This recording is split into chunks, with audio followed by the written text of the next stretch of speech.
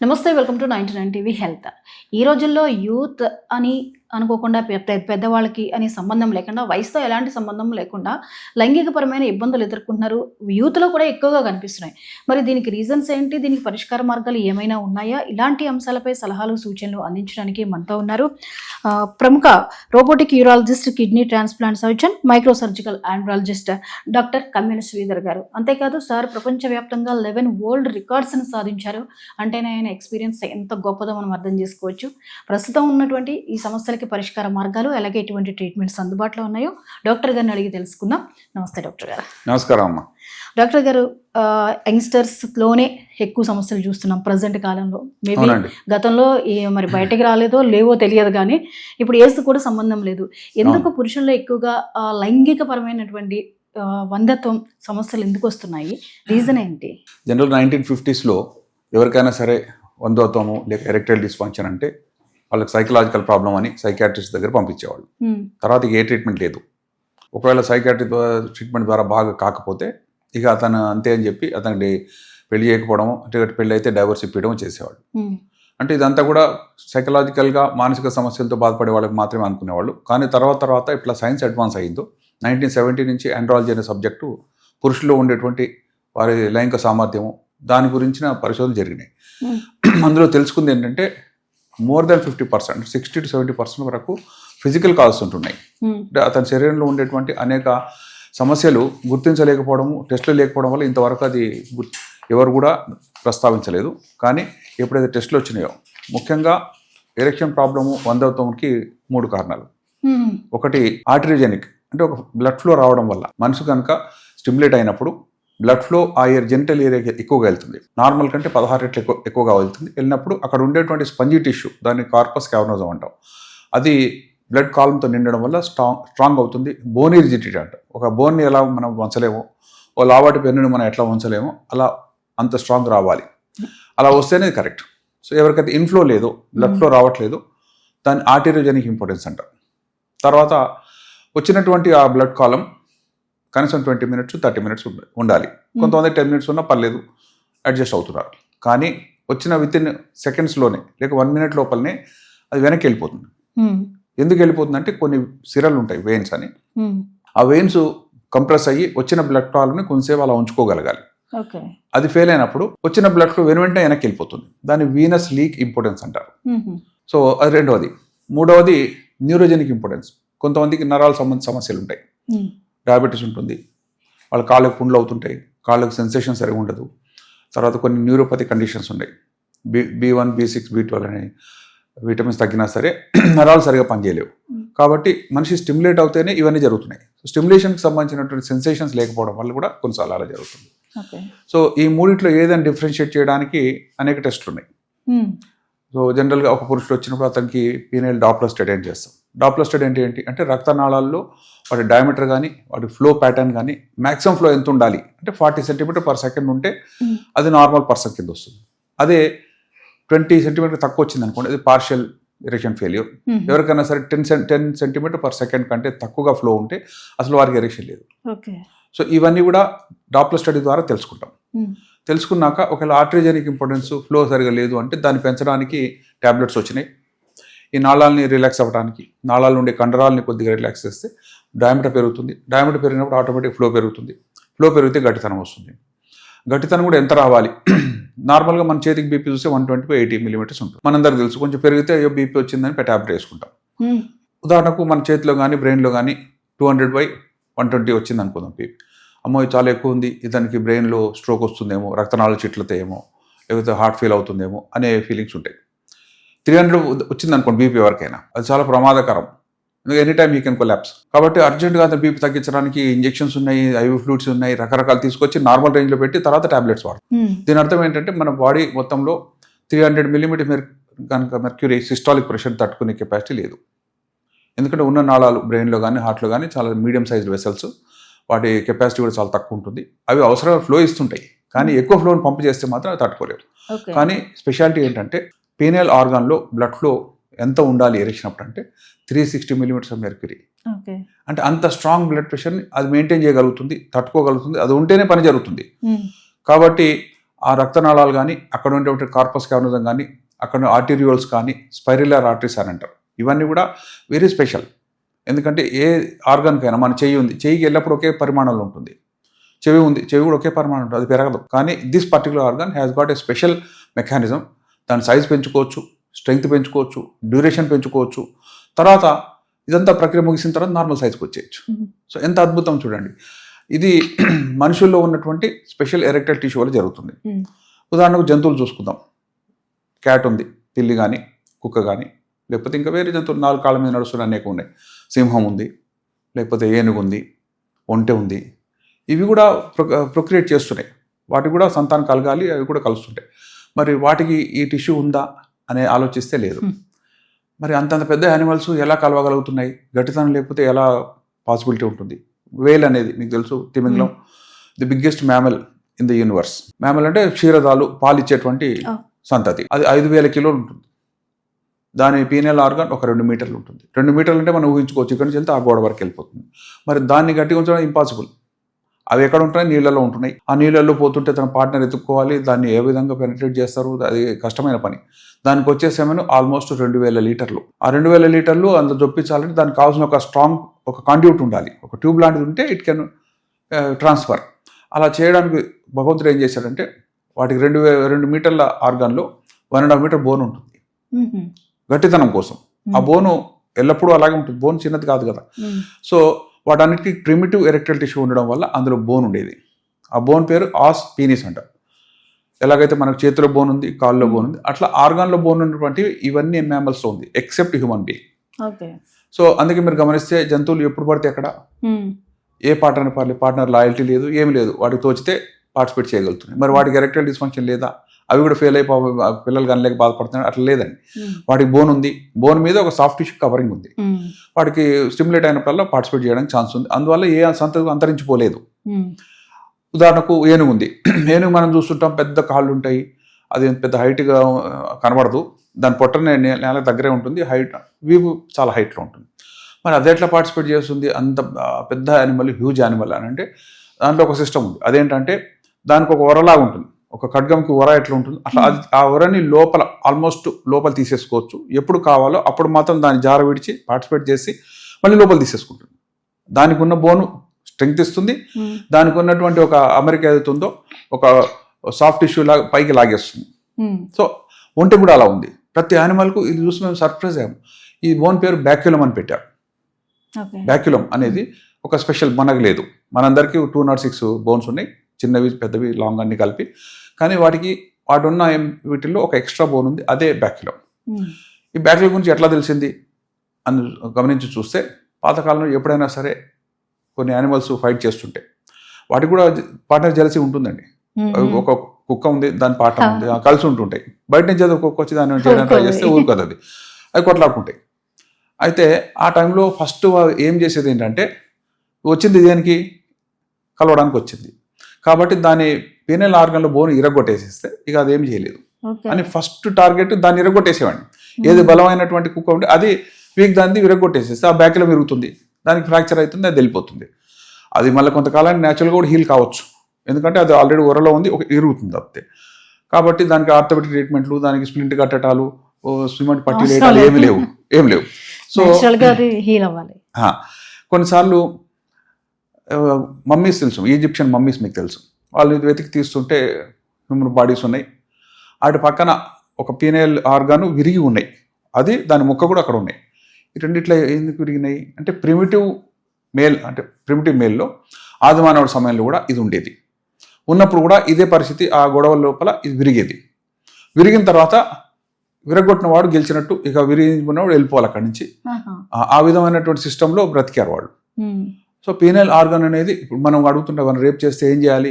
Organ cut చేసేయాలి, testis తీసేసేయాలి, అతని ఈమాస్కులేషన్ అంటే మొగతనం పోగొట్టాలి. ఈ సిస్టమ్స్ అంతా కూడా ఏ కోర్టు లేకముందు, ఎటువంటి జస్టిస్ లేకముందు వాళ్ళే డిసైడ్ చేసుకున్నారు. వీడు దీంతో వచ్చాడు కాబట్టి దాన్ని విరగొట్టాలి, ఈ దురుద్దేశంతో వచ్చాడు కాబట్టి దాని పరికరాన్ని మనం విరగొట్టేసేస్తే మనం మళ్ళీ న్యాయం జరుగుతుంది. అలా ఉన్నటువంటి ఆ బ్యాక్యులం కాలక్రమేణా మెల్లమెల్లగా తగ్గుతూ వచ్చింది. వచ్చి మనిషిలో చూసేటప్పటికి అది మటమాయమైంది. అయితే మనిషిలో ఉన్నటువంటి ఆ స్పెషలైజ్డ్ ఎరెక్టైల్ టిష్యూ అనేది ఏ జంతువు కూడా లేదు. ఎందుకంటే వాడికి బోన్ ఇచ్చారు, ఆ బోన్ సహాయంతో పార్టిసిపేట్ చేస్తున్నాయి.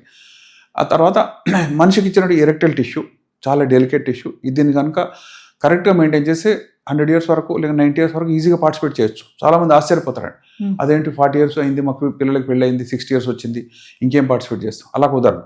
ఎక్కువ పార్టిసిపేట్ చేయడం వల్ల వాళ్ళ లైఫ్ స్పాన్ పెరుగుతుంది, వాళ్ళు కొలెస్ట్రాల్ తగ్గుతుంది, హార్ట్ అటాక్ రాకుండా చూస్తుంది, వెయిట్ పెరగకుండా చూస్తుంది, మెంటల్ రిలాక్సేషన్ వల్ల సైకలాజికల్ ప్రాబ్లమ్స్ రావు, అల్జైమర్ డిసీజ్ చాలా అరుదు. ఇవన్నీ చూస్తుంటే పార్టిసిపేట్ చేయడం అనేది ఒక సిగ్గుపడవలసింది, బిడిపడవలసింది కాదు. 90 years వచ్చింది అనుకోండి, వారానికి 1-2 సార్లు కలుస్తారు. 100 years వచ్చింది అనుకో, వారానికి ఒకసారి కలుస్తారు. అంతకుమించి బతికాడు అనుకోండి 110 సంవత్సరాల వరకు, ఆ మనిషి మేబీ 1 in 2 months. కానీ హీ హిమ్సెల్ఫ్, ఆయన డిజైర్ ఉంటే, ఆయన హెల్త్ బాగుంటే ఈ క్యాన్ పార్టిసిపేట్ చేయకూడదని ఎక్కడ రూల్ లేదు. మెడికల్ ప్రొఫెషన్లు కానీ ఏ విధానంలో కూడా మీరు భార్యాభర్తలు అయిన తర్వాత మీరు ఏజ్ ఎక్కువైంది కాబట్టి ఇక వదిలేసేసేయండి అని చెప్పేవాళ్ళు లేరు, చెప్తే కూడా అది రాంగ్. ఎందుకంటే బాడీలో ఉండే న్యాచురల్ సిస్టమ్స్ అన్నీ కూడా అందుకు అనువైనటువంటి సెమెన్ని తయారు చేస్తూనే ఉన్నాయి. 100 సంవత్సరాలు దాటినా సెమెన్ తయారవుతుంది, పురుషుడికి వీర్యం తయారవుతుంది. మరి అది ఎలా బయటకు రావాలి? దానికి వేరే రూట్ లేదు, పార్టిసిపేట్ చేయడం వల్ల వస్తుంది. సో అది కనుక మనం వాళ్ళ మనుషులకు అర్థం చేయించగలిగితే ఎక్స్ట్రా మ్యారిటల్ అఫైర్ ఉండదు, పార్ట్నర్ తోటి బాండింగ్ ఉంటుంది, వారికి ఉన్నటువంటి హెల్త్ ప్రాబ్లమ్స్ షుగర్ కానీ బీపీ కానీ more under control, easily under control. ఎవరైనా మోకాళ్ళు నొప్పులు లేవు, బాగా వాకింగ్ చేస్తున్న చాలా మంది చెప్తుంటారు walking is okay, walking is good exercise. అదనంగా ఇది కూడా చేయగలిగితే మీరు కొలెస్ట్రాల్ తగ్గుతుంది. కొలెస్ట్రాల్ మీరు సెమెన్ కనుక విడుదల చేయలేదు, శృంగార ప్రక్రియలు పాల్గొనకపోతే కొలెస్ట్రాల్ పేరుకుపోయి అది ఎడుబావులో తెలియక హార్ట్ మీదకి వెళ్తుంది. హార్ట్లో ఉండే coronary arteries, pineal arteries same diameter, medium size vessels అంటారు. సో కొలెస్ట్రాల్ ఎందుకు ఉంది అసలు? కొలెస్ట్రాల్ అయ్యో నాకెందుకు కొలెస్ట్రాల్ ఉంది అని చాలా మంది అనుకుంటారు. Cholesterol is a good chemical in the body, it has got specific functions. అది ఫ్యాటీ యాసిడ్స్, కొన్ని అవసరం ఎసెన్షియల్ ఫ్యాటీ యాసిడ్స్ ఉంటాయి, arachidonic acid, linoleic acid, linolenic acid. వీటిని తయారు చేయాలంటే కొలెస్ట్రాలే ప్రికర్సర్, అంటే మూలాధారం. అవసరం కొన్ని ఫ్యాట్స్, తర్వాత అవసరమైనటువంటి సెమెన్కి సంబంధించినటువంటి ప్రికర్సర్స్, ఇవన్నీ కొలెస్ట్రాల్ తయారు చేస్తుంది. Cholesterol has got a specific function. కొలెస్ట్రాల్ని బాడీ తయారు చేసుకుంటుంది, ఎందుకంటే ఈ పనులు చేయాలంటే అది అవసరం. Cholesterol is a fat. మన బాడీలో ప్రోటీన్ మెటబాలిజం ఉంది, కార్బోహైడ్రేట్ మెటబాలిజం ఉంది, ఫ్యాట్ మెటబాలిజం ఉంది. ఫ్యాట్ మెటబాలిజంలో చాలా కీలకమైనది కొలెస్ట్రాల్. ఓకే, ఆ కొలెస్ట్రాల్ని కనుక మనం సరైనటువంటి విధానంలో వాడకపోతే అది సెమెన్ తయారు చేయడానికి అది ఉపయోగపడలేదు అనుకోండి. ఇప్పుడు నాకేం పని లేదు, ఏం చేయాలి, రక్తంలో అయితే ఉన్నాను అని తిరుగుతూ అది మీడియం సైజ్ వెసల్ని అటాక్ చేస్తుంది. పెద్ద సైజ్ వెసల్ని అటాక్ చేసింది అనుకుందాం. ఉదాహరణకు అయోర్టాన్ ఉంటుంది, పెద్ద వెసల్ ఉంటుంది, గుండె నుంచి కిందకు బ్లడ్ ఫ్లో తెస్తుంది. అది దాని డయామీటర్ చాలా పెద్దది, దాంట్లో కొంత కొలెస్ట్రాల్ డిపాజిట్ వచ్చినా ఏమీ కాదు, ఎందుకంటే ఇంకా ఫర్దర్ కెనాల్ దానికి ఉంది. 100 యూనిట్లు 10 యూనిట్లు అది బ్లాక్ చేయగలిగింది, ఏమీ కాదు. కానీ heart vessels are very small, medium, 2 mm, 3 mm, 4 mm మించి ఉండదు. ఆ 4 mm మీరు 2 mm బ్లాక్ చేశారనుకోండి, flow is half or less. అట్లా మల్టిపుల్ ఏరియాస్ చేశారనుకోండి, ఫర్దర్ బ్లాక్ అవుతుంది. బ్లాక్ అయ్యి బ్లాక్స్ పెరుగుతాయి, 90% బ్లాక్, 70% బ్లాక్, 3 వెసల్ బ్లాక్. ఇవన్నీ ఎందుకు చెప్తారంటే కొలెస్ట్రాల్, వారిలో ఉన్నటువంటి కొలెస్ట్రాల్ని మీరు వాడుకోలేకపోవడం వల్ల, దానికి పని చూపించలేకపోవడం వల్ల, మీరు మీ మూఢనమ్మకాలతో కానీ అమాయకత్వంతో కానీ, శృంగార ప్రక్రియ అనేది ఒక నీచమైనది, చాలా బెట్గా ఉంటుంది, ఎంబరాసింగ్ ఉంటుంది, దాన్ని డిస్కస్ చేయలేం, పార్ట్నర్తో కూడా డిస్కస్ చేయలేం. ఎందుకంటే ఆమె కూడా చాలా పూజలు పునస్కారాలు చేసుకుంటూ బిజీగా ఉంది, ఆమెకేం చెప్తాం అని అనుకున్నందువల్ల మీలో కొలెస్ట్రాల్ పెరుగుతుంది. పెరిగిన కొలెస్ట్రాల్ ఊరుకుండట్లేదు. ఆ కొలెస్ట్రాల్ తగ్గించుకుని అందరూ మందులు వాడుతున్నారు, స్టాటిన్స్ వాడుతున్నారు, రోజువాస్టాటిన్ అంటారు, అటర్వాస్టాటిన్ అంటారు. ఏ స్టాటిన్ అయినా సరే కొలెస్ట్రాల్ తగ్గించేదే. అసలు కొలెస్ట్రాల్ మీరు తగ్గించుకోకుండా, దాని పనిని చేయనీయకుండా మీరు మందులు వాడేసి నా కొలెస్ట్రాల్ బాగుంది అనుకుంటే కూడా అది కూడా అంత కంప్లీట్ ట్రీట్మెంట్ కాదు. ఎందుకంటే మీరు మందులు వాడండి, డాక్టర్స్ చెప్తారు లిపిడ్ ప్రొఫైల్ చేసుకుంటాం, ముందు కంటే ఇప్పుడు బాగుందని చూసుకుంటాం, సంతోషపడతాం. కానీ కొలెస్ట్రాల్కి న్యాచురల్ వే ఆఫ్ మెటబాలిజం ఉంది, దాంట్లో ఎరెక్షన్ అనేది లేక ఇజాక్యులేషన్ అనేది చాలా ఇంపార్టెంట్.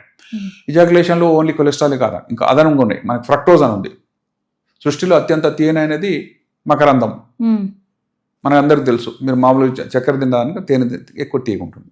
సో ఆ ఫ్రక్టోజ్ని భగవంతుడు పురుషునికి ఇచ్చాడు ఆ సెమెన్లు తయారు చేయడానికి. Cholesterol, fructose, prostaglandins, acid phosphatase, రకరకాల ఎంజైమ్స్ అన్ని కలిపి అనేక గ్రంథుల రసాల సమాహారంగా వీర్యాన్ని పేర్కోవచ్చు. సో వీర్యం అనేది ఇది ఫ్లూయిడ్ ఆఫ్ లైఫ్. చాలా మంది దాన్ని అసహించుకోవచ్చు, చెప్పడానికి, చూడడానికి చీ అనే పక్కకు ముఖం తిప్పేసుకోవచ్చు. కానీ అందులో ఉన్నటువంటి ఇంగ్రీడియంట్స్ చూస్తే మానవాడు అంతరించిపోకుండా ఉండడానికి అవసరమైన ఫ్యూ డ్రాప్స్, అమృతప్రాయమైన డ్రాప్స్ అవి. ఓకే. దాని కంపోజిషన్స్ అవుతే కళ్ళు తిరిగిపోతాయండి. ఇంత విషయం ఉందా ఒక సెమెన్ తయారు చేయడానికి? ఎన్నో గ్రంథులు పనిచేస్తున్నాయి. టెస్టిస్ నుంచి వీర్యం వస్తుంది, సెమినల్ వెసికల్ నుంచి ఫ్రక్టోజ్ వస్తుంది, అనేక అందులో నుంచి కొన్ని క్వాంటిటీస్లో ఎంజైమ్స్ తయారవుతున్నాయి. 70% సెమినల్ వెసికల్ తయారు చేస్తుంది ఎక్కడైతే కొలెస్ట్రాల్ వాడబడుతుందో. 20% ఏమో ప్రాస్టేట్ నుంచి తయారవుతుంది. చాలా మంది ప్రాస్టేట్ పెరిగింది, నాకు ప్రాస్టేట్ ఆపరేషన్ అనుకుంటారు. అయ్యో నాకే ఉంది ప్రాస్టేట్, మా ఫ్రెండ్కి రాలేదని. అందరికి ప్రాస్టేట్ ఉంది, అందరికి వీర్యం తయారు చేస్తుంది, అందరికి పాటుపడింది. యవనంలో చాలా గొప్పగా పనిచేసింది. వయసు వచ్చిన తర్వాత కొంచెం సైజ్ పెరిగింది. కానీ సైజ్ పెరిగినా మూత్రం కొంచెం అడ్డుపడితే దానికి ఎండోస్కోపీ లేజర్స్ వచ్చినాయి. కానీ ఆ ఎండోస్కోపీ చేసినాక మిగిలిన ప్రాస్టేట్ మళ్ళీ అదే పని చేస్తుంటుంది. అంటే మీరు చనిపోయే వరకు కూడా పనిచేసేటువంటి విషయం. గుండె కొట్టుకుంటుందండి, గుండె చనిపోయే వరకు పనిచేస్తుంది. చనిపోతే దాని పని అయిపోయింది. అలాగే సెమినల్ వెసికల్ కానీ, టెస్టిస్ కానీ, ప్రాస్టేట్ కానీ వాటి రసాలను అవి విడుదల చేస్తూనే ఉంటాయి. వాటిని వాడుకొని వాడు అమాయకంతో కానీ, లేక మూర్ఖత్వం కానీ, లేక సైంటిఫిక్ నాలెడ్జ్ లేకపోవడం వల్ల అలా జరుగుతుందేమో. కాబట్టి majority of heart attacks can be avoided. ఇంకో ముఖ్యమైన విషయం, ఎవరికైనా ఎరెక్టైల్ డిస్ఫంక్షన్ వచ్చినప్పుడు it is a warning that within 4 years you are getting a major heart attack. So heart attack వచ్చే ముందు ఎరెక్టైల్ డిస్ఫంక్షన్ వస్తుంది. ఎరెక్టైల్ డిస్ఫంక్షన్ వచ్చినప్పుడు ఆ పర్లేదు ఎవరు తెలియదు కదా, నా పెళ్ళం కూడా ఏం అడగట్లేదు కదా. ఫస్ట్ ఆఫ్ ఆల్ వాళ్ళు అది చెప్పడానికి డాక్టర్ దగ్గరికి వెళ్ళడానికి ఆలోచిస్తున్నారు కదా. అసలు వెళ్ళాలంటే బిడియము ఏమనుకుంటారో అది కాదండి. ఇప్పుడు మనకు ముక్కులో బ్లాక్ అయింది, మనం చీదుకుంటాం, రాలేదనుకోండి, ఇంకేమైనా గట్టిగా ఉంటే అర్జెంట్గా ఏంటి డాక్టర్ దగ్గర వెళ్ళిపోతాం. ఎందుకంటే సార్ ఏమైనా ఉందేమో చూడు, పాలిప్స్ ఉన్నాయా, ఇంకేమైనా ఉన్నాయా. ఎందుకంటే అందులో సిగ్గుపడేది ఏం లేదు. నాకు గాలి ఆడట్లేదండి, నాకు ఇక్కడి నుంచే వస్తుంది, ఇక్కడ రావట్లేదు అని చెప్తే సిగ్గేం లేదు దాంట్లో. అవును గొంతు లేదని అడ్డుపడుతుంది, టాన్సిల్స్ వచ్చినాయి, దానికి పిల్లలు తీసుకెళ్ళిపోతాం. అంతేగాని నోట్లో ఇది అయిపోయింది మనం చెప్తే ఏమనుకుంటాడో డాక్టర్, అట్లా ఉండదు. కానీ దీని మాత్రమే అలా ఉంది, ఎందుకంటే ఇది పర్సనలైజ్డ్ అలవాటు. ప్లస్ ఇతరులకు చెప్తే వాళ్ళు మన గురించి నేను 70 years అయింది, నేను ఎరెక్టైల్ డిస్ఫంక్షన్ డాక్టర్ దగ్గరికి వెళ్తే వాళ్ళు ఎలా చూస్తారు నన్ను, నేను హాస్పిటల్కి వెళ్తే పక్కన కూర్చున్న వాడు నన్ను ఎలా చూస్తాడు. హాస్పిటల్ వీళ్ళు ఒకలే ఉంటారండి. ఆండ్రాలజీ అనేది చాలా పెద్ద సబ్జెక్టు. దాంట్లో ఇన్ఫర్టిలిటీ ఉంది, ఐవీఎఫ్ ఉంది, తర్వాత సెమెన్ ప్రిపరేషన్స్ ఉన్నాయి. వాటన్నిటిలో కూడా వందల మంది పేషెంట్స్ వస్తుంటారు. ఎరెక్టైల్ డిస్ఫంక్షన్ పేషెంట్ ఎక్కడ ఉంటారని ఇంకొకటి తెలియదు. ఒక పేషెంట్ ఎందుకు వచ్చాడో ఇంకో పేషెంట్ తెలియకపోవడమే పవిత్రత మెడికల్ ప్రొఫెషన్లో. పక్కన కిడ్నీ స్టోన్కి వచ్చిండొచ్చు, నేను యూరాలజిస్ట్ కూడా. క్యాన్సర్ పేషెంట్ వచ్చిండొచ్చు, రోబోటిక్ సర్జరీకి వచ్చిండొచ్చు, కిడ్నీ ఫెయిల్ అయితే ట్రాన్స్ప్లాంట్కి వచ్చిండొచ్చు, సంతానం లేక ఇన్ఫర్టిలిటీకి వచ్చిండొచ్చు, ఎరెక్షన్ లేక ఒక ఆయన వచ్చిండొచ్చు. వాళ్ళు ఒకళ్ళొకళ్ళు మాట్లాడుకొని ఏమి ఎక్స్చేంజ్ చేసుకోరు. వచ్చినప్పుడు నా పని అయిపోతే బాగుండు అనుకుంటారు తప్పితే మీరు ఎందుకు వచ్చారు, మీకేం చేశారు, మాకు అదే చేస్తారా, ఇట్లాంటివి ఉండవు. కాబట్టి ఎరెక్టైల్ డిస్ఫంక్షన్ అనేది ఈజీగా మన డాక్టర్ చెప్పి, ఎందుకంటే ఆ సబ్జెక్టే వచ్చింది. ఇది ఒక సూపర్ స్పెషాలిటీ. పాతకాలంలో నాటు వైద్యము, ఫుట్పాత్ మీద లేహ్యాలు అమ్ముకోవటం, పొట్లాలు అమ్ముకోవటం, ఓల్డ్ సిటీకి పోతే రకరకాల పెద్ద గడ్డాలు వేసుకొని వాళ్ళు మేము అంతా షర్బత్ తయారు చేసామని చెప్పి అదనేది అమ్ముతున్న ఒక బాటిల్ని 600, 800, 1000 రూపాయలకి అమ్మేస్తారు. అందులో 10 రూపాయల విషయం కూడా ఉండకపోవచ్చు. మ్యాక్సిమం ఏం చేస్తే తేనె కలుపుతున్నారు, ఏదో వాళ్ళకి తెలిసినటువంటి లవంగాలు, యాలకి చెక్క అవన్నీ నూరేసేసి కొంచెం టేస్టీగా చేసి వాళ్ళకి తెలిసిన రకరకాల ఏవో మందులు ఉంటాయి, ఇలా చెట్ల పసర్లు ఉంటాయి. పలానా చెట్టు, ఇప్పుడు ఓపియం ఉంది, మార్ఫిన్ ఉంది, చెట్ల వల్ల వస్తుంది. కోకేన్ కూడా చెట్టు నుంచి, ఎరిత్రాజులం కోకా అనే ఒక చెట్టు నుంచి కోకేన్ వస్తుంది. వాటిని నలిపేస్తే కొంచెం హాయి ఉంటుంది. లేహేం తిన్న తర్వాత నాకు బాగా అయింది, ఆ హాయిలో నేను పార్టిసిపేట్ చేసేసి అనుకుంటుంటాడు. కానీ ఇవన్నీ కూడా unscientific and before science has evolved. ఆ టైంలో ఉన్న వాళ్ళు చేసేసారు, అయిపోయింది. తెలియకుండా మన తాత ముత్తాతల టైంలో టెస్టులు లేవు కాబట్టి వాళ్ళకున్న ఏ బాధలు పడ్డారో ఎవరికి చెప్పుకోకుండానే వాళ్ళు వెళ్ళిపోయారు. కానీ ఇప్పుడు ప్రస్తుతంలో తప్పకుండా అన్ని టెస్టులు వచ్చేసినాయి. దానికి గవర్నమెంట్ ఇచ్చినటువంటి డిగ్రీస్ ఉన్నాయి. వాళ్ళ దగ్గర పోకుండా మీరు సైడ్ లైన్గా ఎక్కడో వెళ్ళారు, వాళ్ళ సమయాన్ని ఆరోగ్యాన్ని కూడా పాడు చేసుకుంటున్నారు. తప్పకుండా వాటి వల్ల కొన్నిసార్లు సైడ్ ఎఫెక్ట్స్ వస్తాయి. సైడ్ ఎఫెక్ట్స్ వచ్చినప్పుడు వాడిని ట్రీట్ చేయడానికి వాళ్ళు ఇచ్చిన వాడికి తెలియదు. ఎందుకంటే ఆ లేహ్యం కలపడం అతనికి వచ్చు. తాత ముత్తాతలు కలిపి చూపించారు, ఈయన కలిపేశాడు, కలిపింది ఇచ్చాడు, ఇచ్చింది ఈయన మింగాడు. తప్పితే అందులో ఏముందని కంపోజిషన్ మనమే చేయలేదు. మా దగ్గరకు వచ్చాడు అనుకోండి, ఆ లేహ్యం ఏముందని అయిపోయింది సార్ అంటారు, లేదా పారేసా అంటాడు. తెచ్చినా సరే దాంట్లో స్టడీ చేయడానికి మన దగ్గర అంత ల్యాబ్స్ ఏమి ఉండవు. ఒక ఫోరెన్సిక్ ల్యాబ్కి పంపాలి ఏమేమి ఉంది అని, అవన్నీ పోలీస్ ఇన్వెస్టిగేషన్ జరిగే విషయాలు తప్పితే మనం ఆ లేహ్యం తీసుకొని మేమేం చెప్తాం పేషెంట్కి, ఇవన్నీ తీసేసేయండి. స్పెసిఫిక్గా వాడే మందులు ఉన్నాయి. సైంటిఫిక్గా ఏ మందు ఇచ్చినా సరే దాంట్లో కాంపోజిషన్ ఏంటి, దాని రేషియో ఏంటి, దాని థెరపటిక్ రేంజ్ ఏంటి, సైడ్ ఎఫెక్ట్ ప్రొఫైల్ ఏంటి, డేట్ ఆఫ్ ఎక్స్పైరీ ఏంటి, ఇవన్నీ చూసుకుంటాం. దానికి ఎక్స్పైరీ ఏమి ఉండదు, లేహ్యాలకు ఎక్స్పైరీ లేదు, ఎప్పుడైనా అమ్ముకోవచ్చు, ఎన్ని సంవత్సరాలైనా సరే దాచిపెట్టుకోవచ్చు. మనం మాగా దాచినట్టుగా వాళ్ళు జాడీలో పెట్టుకుంటారు. అలాంటి ట్రీట్మెంట్ నుంచి ఇప్పుడు మనం మాట్లాడేది చాలా సైంటిఫిక్గా ఏంటంటే బ్లడ్ ఫ్లో సరిగా లేదనుకుందాం. ఆ బ్లడ్ ఫ్లో లేని వ్యక్తికి ఏం చేయాలి, దాని యొక్క ట్రీట్మెంట్ అయినా మళ్ళీ చూసుకోవాలి. పిఎస్వి అంటే పీక్ సిస్టాలిక్ వెలాసిటీ అంటారు. ఎంత ఫ్లో ఫాస్ట్గా వస్తే అది ఆయన యొక్క ఎరెక్షన్ యొక్క గొప్పతనం. ఎంతవరకు 120/80 అని చెప్పాను నేను చేతికి. అతనికి 360 రాకపోయినా 240 దగ్గర ఉన్నాడా, 200 దగ్గర ఉన్నాడా, 200 అన్నా ఉంటే ఎరెక్షన్ సమయంలో it is enough for penetration. ఏదైనా సరే ఒక ప్రక్రియలో పెనిట్రేషన్ లేకపోతే ఇట్ ఈస్ అన్సక్సెస్ఫుల్. సో పెనిట్రేషన్కి అవసరమైనటువంటి స్ట్రెంగ్త్ ఇవ్వడం మా బాధ్యత. ట్రీట్మెంట్ ఎలా ఉంటుంది అంటే ఒకసారి ట్రీట్మెంట్ ఇస్తే సరిపోతుందా, లేకపోతే సెషన్స్కి ఏమన్నా అటెండ్ అవ్వాల్సి ఉంటుందా? Depends on the severity. Okay. కొంతమందికి మైల్డ్ నారింగ్ ఏమైనా ఉంది రక్తనాళాల్లో, వాళ్ళకి టాబ్లెట్స్ ఉంది. సిల్డెనాఫిల్ సిట్రేట్ అని ఉంది, మనందరికి తెలుసు. వయగ్రా అనేది చాలా మందికి మేము చెప్పపోయినా షాపులో వెళ్ళి కొనుక్కునే వాళ్ళు కూడా ఉన్నారు. 25 రూపీస్ 30 రూపీస్ టాబ్లెట్ చాలా తక్కువ ధరలో ఉంది. మొదట్లో ఒకటి వచ్చింది ఫైజర్ వాళ్ళ కంపెనీ, అది 650 రూపాయలకి అమ్మారు అప్పుడు, ఒక 10 years బ్యాక్ అట్లా. ఇప్పుడు కూడా అమ్ముతున్నారు, వాళ్ళ ధర అంతే. ఎందుకంటే మేము ఒరిజినల్ రీసెర్చ్ చేసాము, మాకు ఖర్చులు వచ్చినాయి అంటారు వాళ్ళు. ఆ ఫైజర్ కంపెనీ వాళ్ళది 580, అది వేరే. మామూలు ఇండియన్ కంపెనీస్ వచ్చేసినాయి ఆల్మోస్ట్ ఈక్వల్. అవి 20 రూపీస్ 30 రూపీస్ 40 రూపీస్లో ఒక ట్యాబ్లెట్. ఆ ట్యాబ్లెట్స్ వేసుకుంటే జనరల్ 1 hour ముందు వేసుకోమని చెప్తున్నాం. వేసుకుంటే ఆ రక్తనాళాలు ఓపెన్ అవుతాయి. ఎలా ఓపెన్ అవుతాయి? దాన్ని PDE5 ఇన్హిబిటర్స్ అంటారు. ఫాస్ఫోడైఎస్ట్రేస్ అంటే PDE5 అనేది ఐసో ఎంజైమ్. దానికి 5 ఐసో ఎంజైమ్స్ ఉన్నాయి. 5 అనేది ఐసో ఎంజైమ్ పీనైల్ ఆర్గాన్ జెనిటల్ ఏరియాలో ఎక్కువగా ఉంది. అది వేసుకుంటే ఏమవుతుంది? నాళాలు ఓపెన్ అవుతాయి. ఓపెన్ అయినప్పుడు ఉన్న ఫ్లో కొంచెం పెరుగుతుంది అనేది దాని ప్రిన్సిపల్.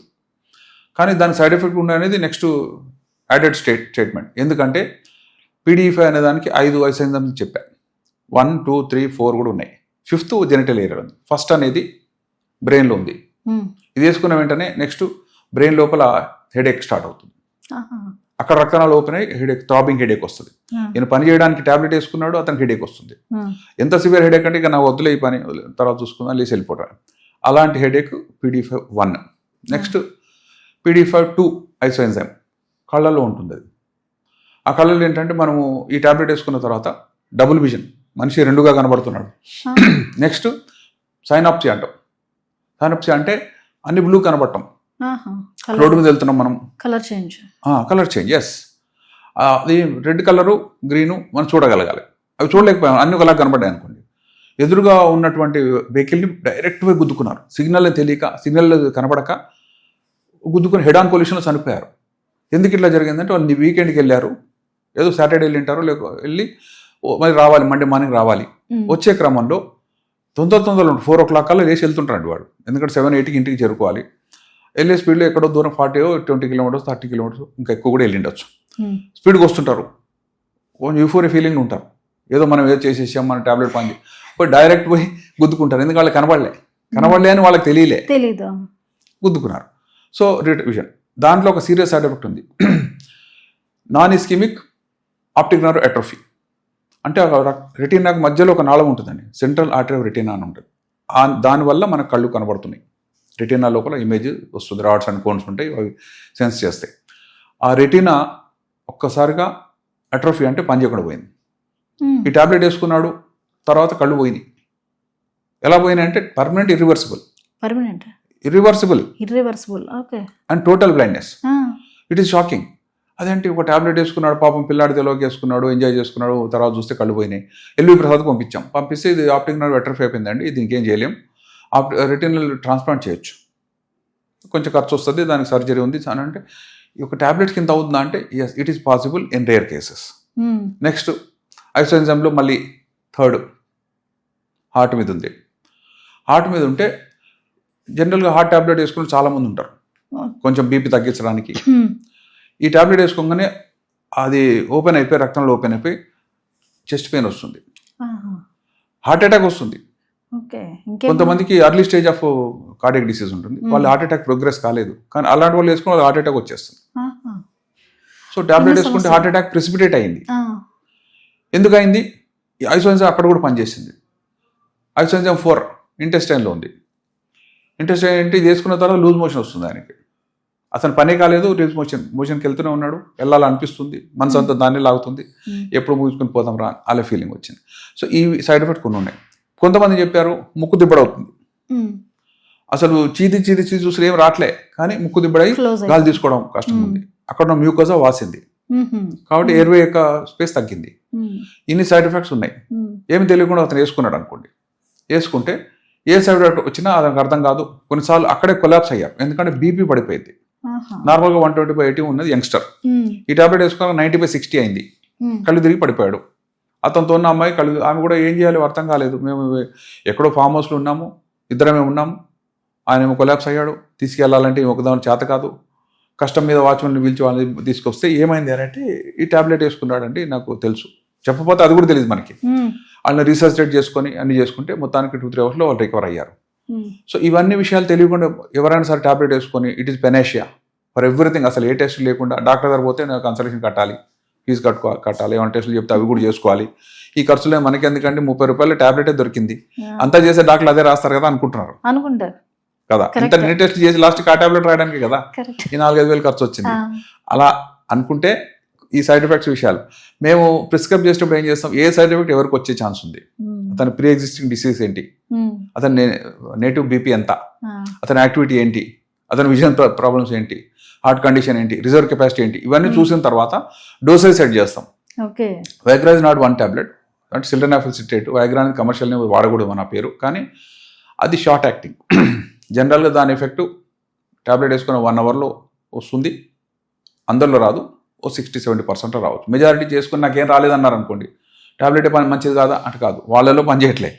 సో 60-70% వచ్చింది అనుకోండి, కొంత హ్యాపీనెస్ వస్తుంది. అది ఎంత ఆ సెన్సిటివిటీ కానీ ఆ ఎగ్జైటబిలిటీ కానీ ఎంత అంటే 4 to 6 అవర్స్లో దాని ఎఫెక్ట్ అయిపోద్ది.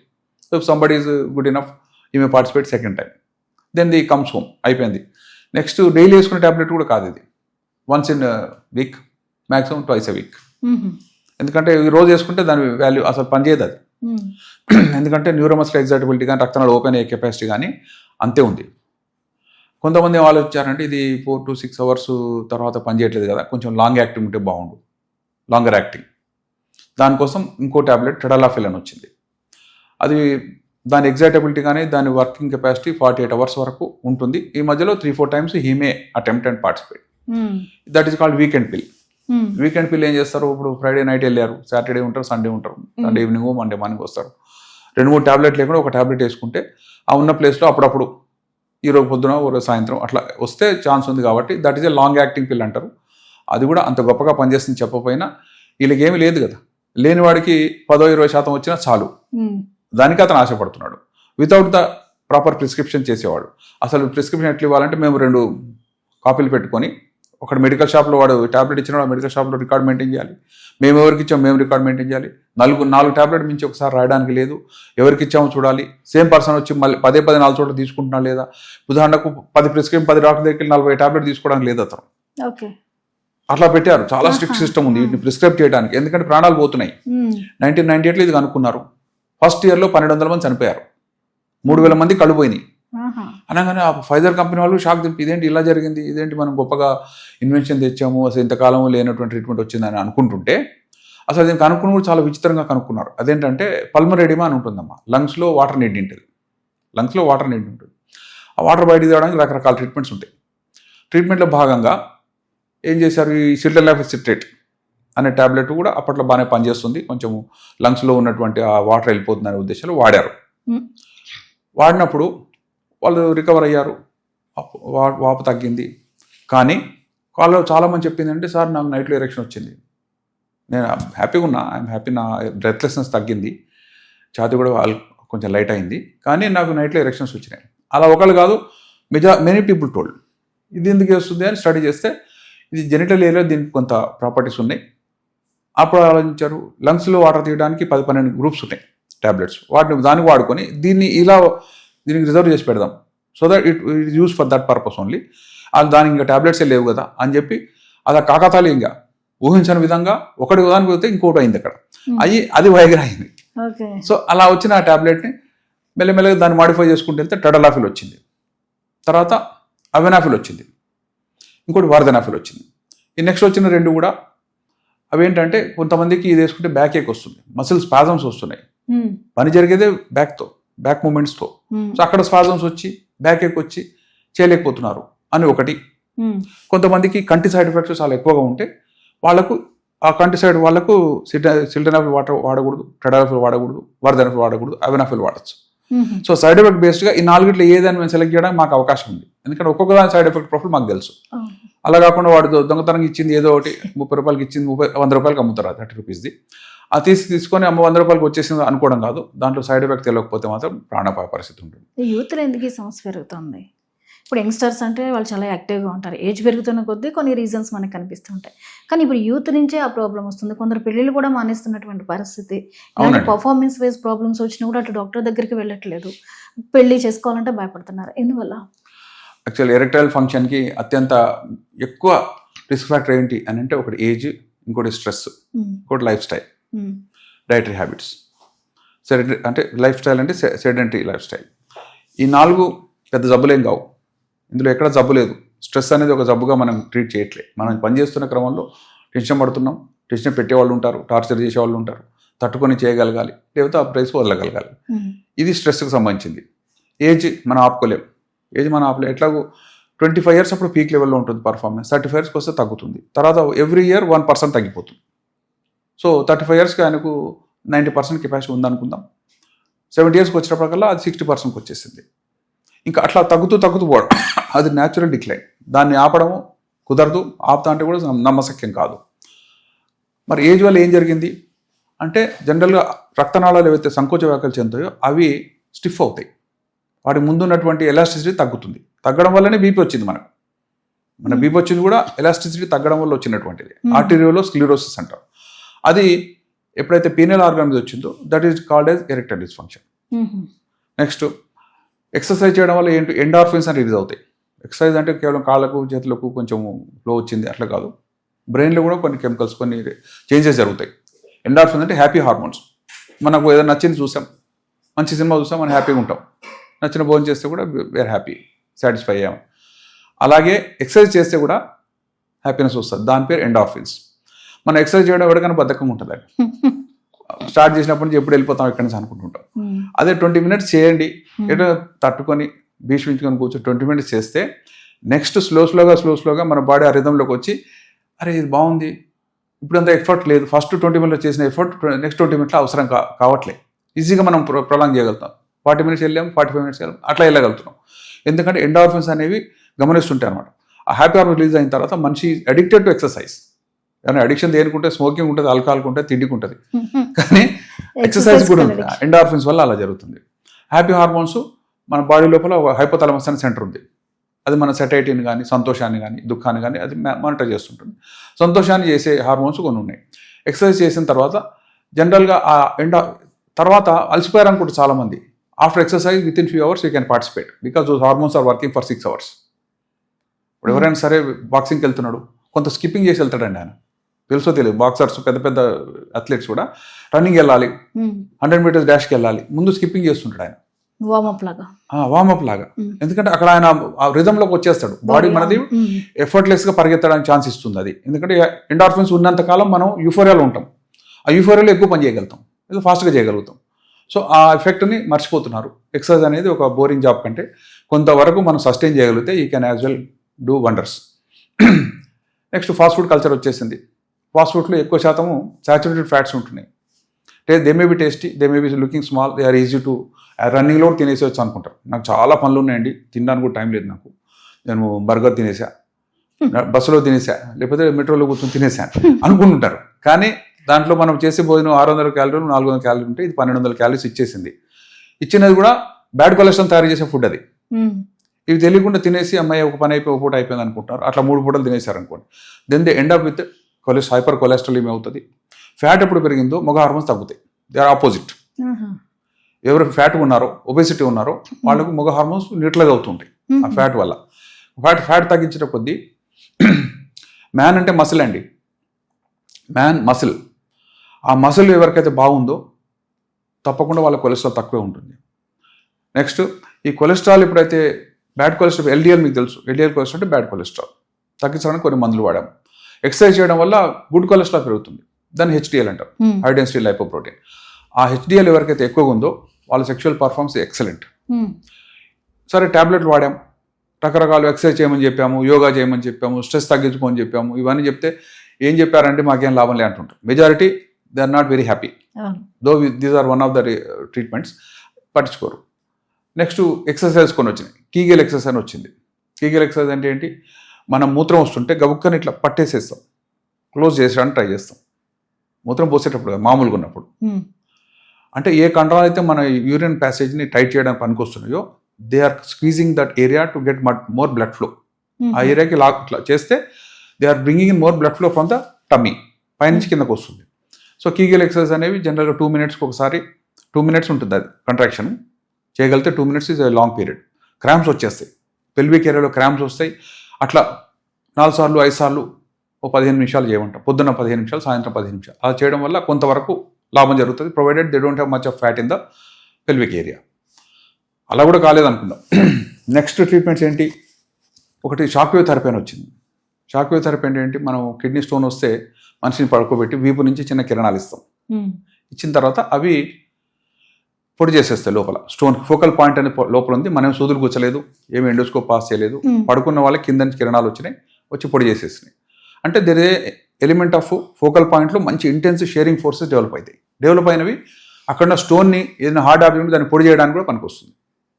సిమిలర్లీ పీనియల్ ఆర్గన్లో రక్తనాళాల మీద కాల్షియం డిపాజిట్ అవుతాయి, ఏజ్తో స్టిఫ్ అయినాయి, వాటి మీద స్టోన్స్ ఉన్నాయి, మైక్రోలిథిస్ అంటారు, చిన్న చిన్న స్టోన్స్ లాంటివి అలా ఉండి వాటి పట్టేసినాయి. సో ఎలాస్టిసిటీని తగ్గించినాయి. సో ఈ వీటిని కనుక మనం పొడి చేయగలిగితే, ఏ కాల్షియం డిపాజిట్స్ అయితే ఉన్నాయో వాటిని పొడి చేసేసి, వాటిని డిటాచ్ చేసేసి పంపించేయగలిగితే అక్కడి నుంచి మళ్ళీ పెరుగుతుంది ఫ్లో అని. సో బయట నుంచి కిరణాలు ఇస్తున్నాం, అది కూడా సూదులు కూర్చేది ఏం కాదు. సాఫ్ట్ ప్రోబ్స్ ఉంటే టక్ టక్ టక్ టక్ అని చెప్పి 4-5 చోట్ల కరెక్ట్గా అది ఐడెంటిఫై చేసి డాప్లర్ స్టడీ ద్వారా ఎక్కడెక్కడ బ్లాక్స్ ఉన్నాయో తెలుస్తాయి, వాటిని ఫోకస్ చేస్తే అవి జనరల్గా 4 to 6 సిట్టింగ్స్ చేస్తే కొంతవరకు లాభం ఉంటుంది. లో ఇంటెన్సిటీ షాక్ వేవ్ థెరపీ, ఇది కూడా నెట్లో ఉంది, అందరూ పేషెంట్స్ చదువుకునే వస్తున్నారు, అడుగుతున్నారు ఇది నాకు ఉపయోగపడుతుందని.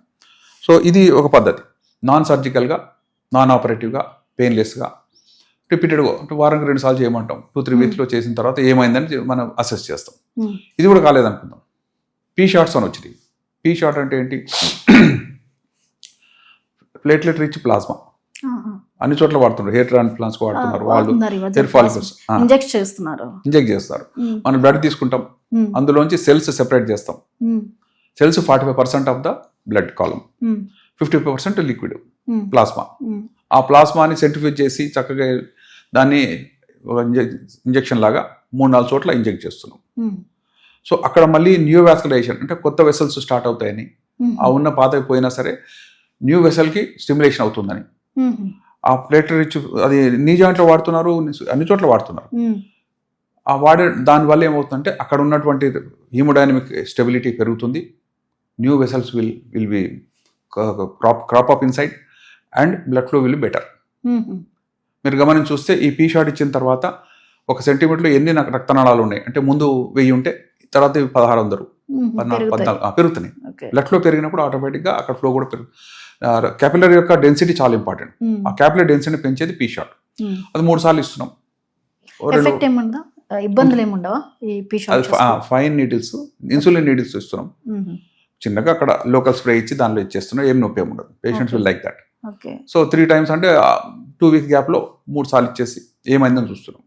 అట్లా కొంతమందికి లాభం అవుతుంది. పీ షాట్ తర్వాత ఎస్ ఐఎమ్ బెటర్ అన్న వాళ్ళు సంతోషం, 70% బాగైంది అనుకుందాం. ఇంకా కొంతమంది మిగులుతారు, ఏమీ కాలేదు నాకు ఏమీ కాలేదు, అలాంటి వాళ్ళ కోసం ఇంప్లాంట్స్ వచ్చినాయి. ఫినైల్ ఇంప్లాంట్స్ మీకు హార్ట్ వాల్ చూస్తే హార్ట్ వాల్లో ఒక ఇంప్లాంట్ తయారు చేశారు అంటుంటారు. ఇప్పుడు ఎక్కడైనా ఇంప్లాంట్స్ వేస్తున్నారు, ఏదో ఎక్కడ డ్యామేజ్ ఉన్నాగా నాకు ఇంప్లాంట్స్ అనేది వచ్చేసాయి. సో న్యాచురల్గా మీరు ఇంప్రూవ్ చేయలేకపోతే కృత్రిమంగా ఒక సిమిలర్ అపారట్స్ అక్కడ పెట్టేయడం. ఇంతకుముందు నేను చెప్పా దాని యాక్టివిటీ ఈజీగానే ఉంటుందా? ఈజీ ఉంటుంది. యానిమల్స్ లోపల నేను ఒక బోన్ ఉంటుంది చెప్పారా, ఇప్పుడు మనం అలాంటి బోన్ ఒకటి లోపల పెడతాం, చిన్న రంధ్రం ఆర్గన్లో చేసి దానిలో చిన్న స్టిఫ్నెస్ కి సంబంధించిన ఒక చిన్న రాడ్ లాంటిది పెడతాం. ఆ పెట్టే material is called penile implant. It is made of silicone. Silicone is most biocompatible. Body టెంపరేచర్లో కరగదు, తరగదు, విరగదు. Because it's flexible, it's not stiff. So మనకు కావాల్సినప్పుడు దాన్ని ఇట్లా అంటే స్ట్రైట్ అవుతుంది, వదిలేసి ఇట్లా అంటే దాచుకోవచ్చు. సో పీనైల్ ఇంప్లాంట్ అనేది సెమీ రిజిడ్ వచ్చి, సెమీ రిజిడ్ అంటే బెండ్ చేయడానికి ఛాన్స్ ఉండేటువంటి మ్యాలేబుల్ ఇంప్లాంట్. అది పెట్టడం కూడా పెద్ద కాంప్లికేటెడ్ టెక్నాలజీ ఏం కాదు. అడుగు వైపున కింద 2 రంధ్రాలు చేసి లెఫ్ట్ ఒక ఎరెక్టైల్ బాడీ ఉంటుంది, రైట్ ఒకటి ఉంటుంది. సో ఇక్కడ ఒక రాడ్ అక్కడ రాడ్ పెడుతున్నాం, కింద క్లోజ్ చేసేస్తాం. ఆ స్కార్ ఎవరికి కనబడదు. ఒక 1 వీక్ 10 డేస్లో అక్కడ దాని చుట్టూ ఒక ఫాల్స్ క్యాప్సూల్ ఏర్పడుతుంది, అది కదలకుండా ఉంటుంది. తర్వాత ఎలా వాడుకోవాలో చెప్పేస్తున్నాం. సో పీనైల్ ఇంప్లాంట్స్ అనేవి they are the final answer. Because అతనికి స్టిఫ్నెస్ లేక వచ్చాడు, రకరకాల మెడికల్ ట్రీట్మెంట్స్ అన్ని కూడా అయిపోయినాయి, హీ వాజ్ నాట్ హ్యాపీ. 100లో 70 మంది ఆల్రెడీ వేరే ట్రీట్మెంట్స్ సాటిస్ఫై అయ్యారు కాబట్టి మిగిలిన వాళ్ళు వీళ్ళు. ఈ ఇంప్లాంట్స్ కూడా కొన్ని ఇండియన్ ఉన్నాయి, కొన్ని ఇంపోర్టెడ్ ఉన్నాయి. ఏది సజెస్ట్ చేస్తారు మీరు సజెస్ట్ చేయాల్సి వస్తే? అంటే ఏది సాఫ్ట్ అండ్ సపుల్గా కంఫర్టబుల్ లోపల ఉంటుందో అది చేస్తాం.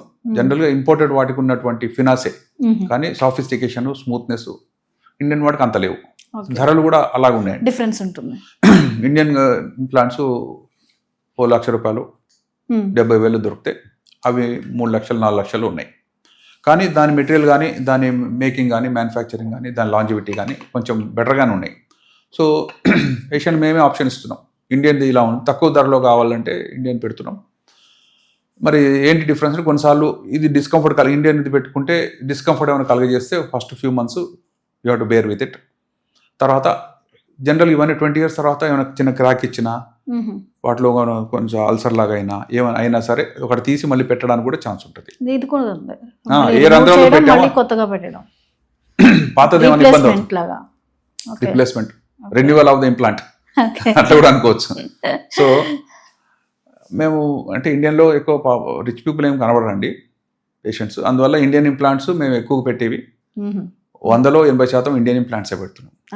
కొంతమంది వచ్చి నెట్లో అన్నీ ఉన్నాయి, ఎవరేమి చెప్తున్నారు డాక్టర్స్ ఇంప్లాంట్ గురించి ఛార్జ్ ఏం చేయరు, మీరు కంపెనీ దగ్గర కొనుక్కోండి, లేకపోతే ఇది అడ్రస్ వాళ్ళ డీలర్స్ ఇక్కడే ఉన్నారు, లేకపోతే ఆన్లైన్లో డబ్బులు పంపితే వాళ్ళు ఇస్తారు. ఇంత తప్పితే ఇంప్లాంట్లో డాక్టర్స్ ప్రమేయం ఏమి ఉండదు. దాన్ని ఎలా ఇంప్లాంట్ ఎట్లా పెట్టాలి, సర్జికల్ ఎలా దాన్ని పొజిషన్ చేయాలి, అది కాంప్లికేషన్ లేకుండా ఎలా చూసుకోవాలి, అది మా జాబ్.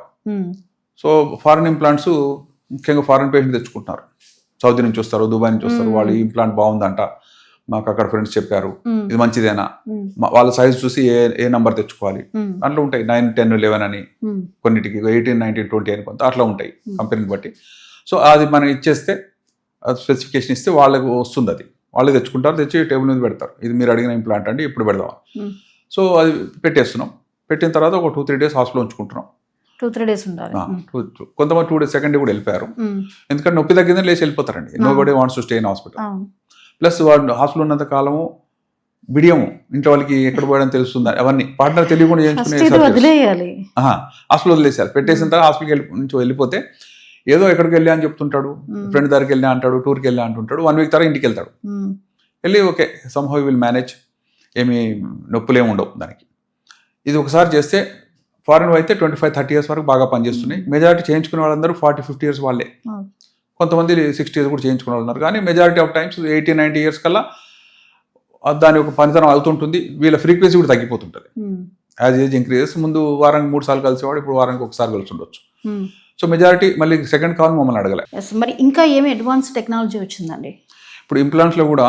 ఇది 1970 to 80s 90s వరకు ఈ సెమిరిజిడ్ ఇంప్లాంట్ అంటే ఫ్లెక్సిబుల్గా ఉంటుంది, స్ట్రైట్ చేస్తే నిలబడుతుంది. ఇలాంటిది ఒకటి వచ్చింది, అంటే ఫ్లెక్సిబుల్ రాడ్స్. తర్వాత మల్టీ కాంపొనెంట్ డివైస్ వచ్చింది. అదేంటంటే ఇప్పుడు నార్మల్ గట్టితనం ఎలా వస్తుంది, బ్లడ్ కాలం వల్ల వస్తుంది, అంటే లిక్విడ్ కాలం వల్ల వస్తుంది. సో మనం కూడా ఇంప్లాంట్ని లిక్విడ్ కాలంతో ఎందుకు తయారు చేయకూడదు అనే ఉద్దేశంలో ఏం చేశారంటే ఆర్గాన్లోనేమో ఎంటీ గ్లౌస్ లాగా ఎంటీ బ్యాగ్స్ పెట్టారు 2. వాటి కనెక్షన్ ఎక్కడ ఇచ్చారంటే ఒక చిన్న బల్బ్ ఉంటుంది, వాటర్ బల్బ్, అది పొత్తుకడు భాగంలో పెడతాం. పెట్టిన తర్వాత చిన్న బటన్ ఒకటి ఇస్తాం, ఎక్కడ టెస్టిస్ పక్కన బయట స్కిన్ కింద, అది ప్రెస్ చేస్తే ఆ బల్బ్లో ఉన్న వాటర్ ఆర్గాన్లోకి వెళ్ళిపోతుంది. ఆ తర్వాత అతను 20 minutes 30 minutes అయిపోయిన తర్వాత మళ్ళీ ఇక చాలు ఎరెక్షన్ అంటే మళ్ళీ ఆ బటన్ ప్రెస్ చేస్తే వాటర్ వెళ్ళిపోయి ఆ పొత్తి కడుపులో ఉన్న బల్బ్లోకి వెళ్ళిపోతుంది. అంటే ఏంటి, దీంట్లో 3 components ఉన్నాయి, ఒకటి వాటర్ రిజర్వాయర్, ఒకటి కంట్రోల్ వాల్వ్, ఇంకొకటి empty bags in the organ. దీనివల్ల లాభం ఏంటంటే ఎప్పుడైతే గట్టితనం లేదో అది నార్మల్ ఆర్గాన్ పోలి ఉంటుంది, ఎప్పుడు కావాలో అప్పుడు పర్ఫెక్ట్ గా నార్మల్ ఎరెక్షన్స్ పోలి ఉంటుంది, లైక్ న్యాచురల్ ఎరెక్షన్. ఈ 3 components కూడా ఈజీగా మేము కన్సీల్ చేయొచ్చు, చిన్న చిన్న ఘాట్లలోంచి పెట్టేసేయచ్చు. కన్సీవ్కి పాసిబిలిటీస్ ఉంటాయి, కంపల్సరీ ఉంటాయి. ఇప్పుడు ఆర్గాన్లో 3 భాగాలు ఉన్నాయమ్మా, పై భాగంలో 2 ఎరెక్టైల్ బాడీస్ ఉన్నాయి, కింది భాగంలో మూత్రనాళం ఉంది. మనం చేసే ఇవన్నీ కూడా పై భాగంలో ఎరెక్టైల్ బాడీస్ చేస్తున్నాం, మూత్రనాళానికి మనం టచ్ చేయట్లా. కాబట్టి అతనికి మూత్రం వస్తుంది, అతనికి ఇజాక్యులేషన్ అవుతుంది, సంతానం కలుగుతుంది, అతనికి ఆర్గాజం వస్తుంది, భావప్రాధను ఎంజాయ్ చేస్తాడు. ఓన్లీ మనం పై భాగంలో ఉన్న ఎరెక్షన్ గట్టితనం కోసం ట్రై చేస్తున్నాం, గట్టితనం ఇస్తున్నాం తప్పితే ఇతర ఏ సిస్టమ్ కూడా మనం డిస్టర్బ్ చేయట్లేదు. అది చాలా ఇష్టపడతారు చాలా మంది. ఇది పెట్టిన తర్వాత అంతా క్లోజ్ అయిపోద్దా పిల్లలు అట్లా అనుకుంటారు, కానీ కంపల్సరీ పిల్లలు అవుతారు. ఎరెక్షన్ బాడీ అనేది అక్కడ ఉన్నట్టు ఎవరికి తెలియదు, పార్ట్నర్ తెలియకపోతే దాని అందమే వేరు. కొంతమంది పార్ట్నర్స్ వచ్చి చేయించారు హస్బెండ్స్కి, అది వేరే విషయం. ఈయన పట్టించుకోవడానికి నేను దగ్గర నుండి చేయిస్తా అన్న భార్యలు ఉన్నారు. మహాసత్తల్లుడు అంటాం, ఎందుకంటే ఆమె ఇతన్ని నమ్ముకొని వస్తుంది. ఎంత వయసు అయినా సరే ఈయన నాకు కావాలి, ఈయన కష్టమైన నష్టమైన నేను భరించుకుంటాను, అతను డబ్బులు కడతాను అని వచ్చే లేడీస్ చాలా మంది ఉన్నారు. కొంతమంది నా భార్యకు తెలియకుండా నేను ఇంప్రెస్ చేయాలనే వాళ్ళు కొంతమంది. సరే ఏదైనా సరే ఒక మంచి కార్యం కోసమే జరుగుతుంది అది. ఇది మూడో type multi component inflatable device. ఇది AMS 800 అని ఉంది. అవి కొంత ఖరీదు ఉంటాయి, 5-6 లక్షలు, కొన్నిసార్లు 8 లక్షలు కూడా ఉన్నాయి. ఎందుకంటే ఈ 3 కాంపనెంట్ బాగా పనిచేయాలి. 100 ml వాటరే ఉంటుంది, అది జీవితకాలం పనిచేస్తుంది, ఎక్కడ లీక్ కాదు. సో దీన్ని కొంతమంది రిచ్ పేషెంట్స్ తీసుకొచ్చారు, చేసాం. తర్వాత ఇంకో కొంతమంది ఏం ఆలోచించారంటే ఈ 3 కాంపనెంట్స్ ఇవన్నీ కాకుండా ఒకే కాంపనెంట్లో 3 పార్ట్స్ ఉండాలి అని కూడా ఆలోచించారు. అదేంటంటే ఒక సింగిల్ రాడ్ ఉంటుంది, దాంట్లో వెనుక భాగంలో వాటర్ కాలం ఉంటుంది, వాటర్ రిజర్వాయర్ వెనుక భాగంలో రాడ్లో. ముందు భాగంలో కంట్రోల్ వాల్వ్ ఉంటుంది. ముందు భాగాన్ని ప్రెస్ చేస్తే వెనుక ఉన్నటువంటిది మధ్యలోకి వచ్చేస్తుంది. సో ఎరెక్షన్ మధ్య భాగంలో గట్టితనం వస్తుంది, కావాల్సిన మధ్య భాగంలోనే. సో ఒక స్ట్రైట్ రాడ్ని తీసుకుంటే దాంట్లో 3 కంపార్ట్మెంట్ పెట్టి, ఫస్ట్దేమో కంట్రోల్ వాల్వ్ టిప్ దగ్గర ఉండేది, వెనుక భాగం ఉండేదేమో రిజర్వాయర్. ప్రెస్ చేసిన కొద్దీ సెంట్రల్ పోర్షన్లో కాండంలో గట్టితనం వస్తుంది. దీన్ని ఆమ్నిఫేజ్ అంటారు. అంటే ఎల్లప్పుడూ మంచి ఎరెక్షన్ ఇస్తుంది, కానీ దాని సైజు కానీ మల్టిపుల్ కాంపనెంట్ లేకుండా బాగా మెయింటైన్ చేస్తుంది. ఇది మూడవది. ఇంకోటి వచ్చింది థర్మల్ ఇంప్లాంట్ అని. అదేంటంటే ఒక రాడ్ ఉంటుంది, అందులో కొంత లిక్విడ్ ఉంటుంది. ఆ లిక్విడ్ వేడి నీళ్ళ స్నానం చేసామనుకోండి ఎక్స్పాండ్ అవుతుంది. నార్మల్గా అందులో 20 ml ఉంటుంది పాలిథిన్ గ్లైకాల్. మనం వేడి నీళ్ళ స్నానంలో ముంచితే ఆర్గాన్ని అది 80 ml అవుతుంది. అయినప్పుడు అది గ్యాస్గా మారి ఎక్కువ ప్లేస్ ఆక్యుపై చేస్తుంది, అప్పుడు ఆర్గాన్ పెద్దది అవుతుంది. ఇంప్లాంట్ సైజే పెరిగిపోయింది కాబట్టి వేడి నీళ్ళు స్నానం చేసుకుని స్టార్ట్ అవటమే, ఇబ్బంది లేదు. ఇక ఏ ప్రెస్సింగ్ లేదు, ఏం లేదు, కాంపనెంట్స్ లేవు, సింగిల్ రాడే, అందులో ఉండే లిక్విడ్ అంత ఎక్స్పాన్సిబుల్ కెపాసిటీ ఉంది కాబట్టి దాన్ని వేడి నీళ్ళు ముంచేస్తాడు. స్నానం చేయగలిగితే స్నానం చేస్తాడు, అయితే ముంచేస్తాడు. గట్టితనం వచ్చిన తర్వాత పార్టిసిపేట్ చేస్తాడు. బయటకు వచ్చినాక అది ఎట్లాగో చల్లబడిపోతుంది. చల్లబడినప్పుడు ఆ లిక్విడ్ మళ్ళీ చిన్నది అవుతుంది, కాంట్రాక్ట్ అయిపోతుంది, ఆర్గాన్ సైజ్ చిన్నది అవుతుంది. ఇది కూడా చాలా బాగుంది, థర్మల్ ఇంప్లాంట్ అంట. సో ఇట్లా మల్టిపుల్ ఇంప్లాంట్స్ వచ్చినాయి. పేషెంట్ యొక్క సైజ్ని బట్టి, వాళ్ళ యొక్క అఫోర్డబిలిటీని బట్టి, వాళ్ళ నెసెసిటీని బట్టి మేము పెడుతున్నాం. They are good methods. Surgery అనగానే పారిపోయేంత విషయం ఏం లేదు అక్కడ. ఎందుకంటే భార్య ముందు పరువు పోగొట్టుకొని సరైనటువంటి వైవాహిక జీవితం లేకుండా ఉండే కంటే 2 రోజులు హాస్పిటల్ ఉన్నా ఏం కాదు అనే టైప్లో ఆలోచించే విధానం వచ్చింది ప్రస్తుత సమాజం లోపల. హార్ట్ సర్జరీ అంటే పారిపోతున్నారు, ఇది చేయమంటే ముందుకు వస్తున్నారు.